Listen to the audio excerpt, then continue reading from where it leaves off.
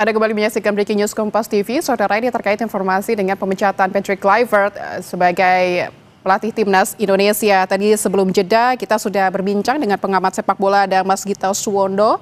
Dan setelah ini kita akan juga bergabung dengan Persatuan Supporter Timnas Indonesia. Ada Mas Indro. Selamat siang Mas Indro.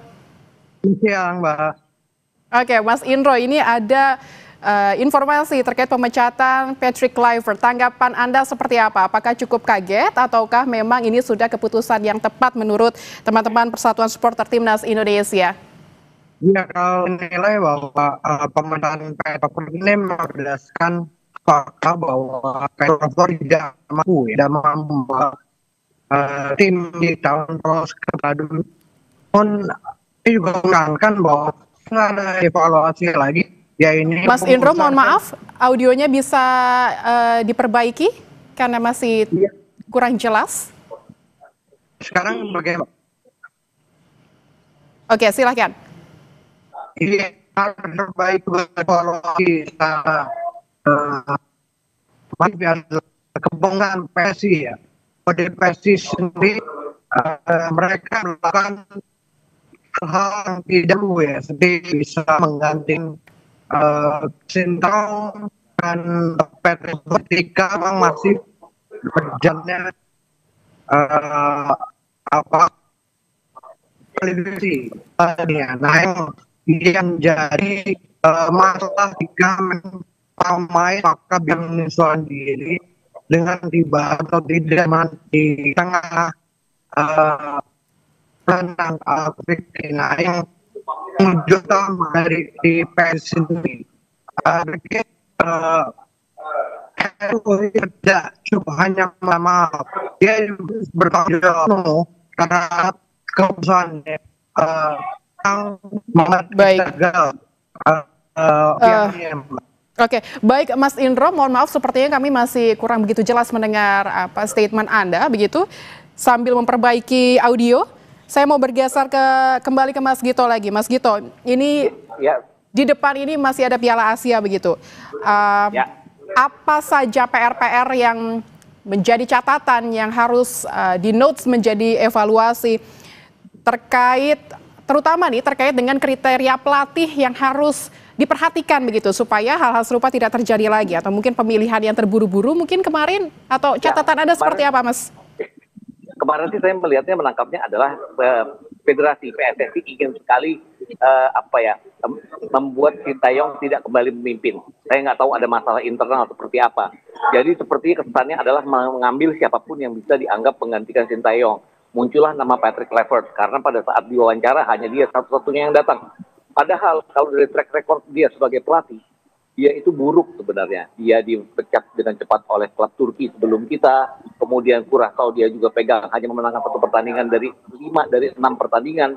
Jadi kesannya sangat buru-buru sekali dan dia memang tidak punya rekor sebagai pelatih yang baik. Jadi kedepannya saya pikir juga harus ada pelatih yang bisa memegang kamar ganti. Artinya benar-benar pemain itu hormat kepada dia. Kemudian dia juga punya track record yang baik. Kalau kita lihat dalam negeri, ada Bernardo Tavares yang baru saja mundur dari PSM Makassar. Dia pernah membawa PSM keluar sebagai juara Liga 2 musim yang lalu, 2 atau 3 musim yang lalu, saya lupa. Dia kan dikenal sebagai pelatih yang bisa mempoles pemain-pemain muda. Salah satunya adalah Ramadan Sananta. Dan dia juga pasti akan mau untuk stay di Indonesia, untuk tinggal di Indonesia, mengawasi Liga. Karena kedepannya bukan saja Piala Asia, ada Piala AFF di mana kita, karena pertandingannya di tanggal 25 Juli sampai 26 Agustus, mungkin saja kita tidak dapat kesempatan untuk memakai pemain-pemain diaspora dari Eropa karena sedang persiapan liga mereka saat itu dan tidak dilepas oleh klubnya. Jadi dia harus membawa pemain-pemain dalam negeri ya. Sosok seperti Bernardo Tavares yang saya pikir sangat cocok untuk ini. Kemudian mantan pelatih Irak ya, Jesus Kassa. Dia juga kan sedang tidak punya pekerjaan sekarang. Kenapa tidak dilakukan? Karena dia bisa membawa Irak sampai sejauh ini, setidaknya masuk ke round 3, dan di round 3 juga cukup berhasil saat itu, walaupun tidak sampai berakhir round 3. Banyak sebenarnya pelatih-pelatih yang lebih punya rekor baik dibandingkan dengan Patrick Kluivert. Tidak harus seperti Sintayong yang rekornya sudah sampai Piala Dunia. Tapi setidaknya pelatih-pelatih ini bisa untuk menguasai kamar ganti. Karena sangat penting pemain itu hormat kepada pelatih yang baru. Baik, berarti butuh seseorang yang bisa, yang tadi Anda sebutkan, memegang kamar ganti begitu ya, semua tunduk, Ya, semua betul. hormat begitu. Tapi Ya, betul. Mas Gita, apakah jika memang Kluivert ini akhirnya diberhentikan, tim yang berada di belakangnya, termasuk Alex Pastoor dan lain-lain, dan asisten yang lain ini, juga ikut diberhentikan atau seperti apa seharusnya skemanya? Ya, sepertinya seharusnya iya ya, ikut bersama, karena ini paket mereka kan, pasti akan ikut. Tapi setelah diberhentikan, kemudian kita mencoba kembali mendekati mereka kan sah-sah aja. Pertanyaannya sekarang, apakah mereka secara norma mau? Karena kalau mau, sebenarnya Alex Pastoor juga sosok yang, sosok yang cocok untuk melatih kita. Kenapa? Karena dia ini kan belum apa-apa, walaupun belum punya prestasi membawa kita lolos sampai Piala Dunia, kan dia bisa disebut sebagai media darling. Media itu cukup menganggap bahwa Alex Pastoor ini yang cukup punya jasa dibandingkan Patrick Kluivert. Ya kenapa coba didekati dia kalau dia mau misalnya. Karena dia pasti sudah tahu seluk-beluk dari tim nasional. Kemudian kan Januari pada saat dia baru datang kan dia dengan terang-terangan mengatakan bahwa buat saya tidak penting bermain indah, yang penting menang karena tujuannya adalah lolos ke Piala Dunia. Kenapa tidak seperti itu? Dan saya ngelihat sih banyak sekali ya ketidakcocokan antara Kluivert dengan Alex Pastoor, karena Kluivert sangat ingin sekali bermain sepak bola indah dan mencatat kemenangan, dan dua-duanya kita nggak dapat. Sedangkan Alex Pastoor kan mengatakan bahwa sangat penting untuk meraih kemenangan. Jadi saya berpikir bahwa kemenangan kita lawan Bahrain dan kemenangan kita lawan China itu lebih karena taktiknya Alex Pastoor dibandingkan taktiknya Kluivert sendiri. Baik, saya ingin bergeser ke Mas Indro kembali. Mas Indro mungkin bisa dibantu device-nya lebih didekatkan begitu supaya audionya bisa terdengar jelas. Oke. Iya. Oke, Mas Indro, melihat kemarin ke belakang bagaimana Patrick Kluivert membawa timnas Indonesia, apa catatan Anda kelemahannya yang harus jadi pembelajaran begitu oleh PSSI?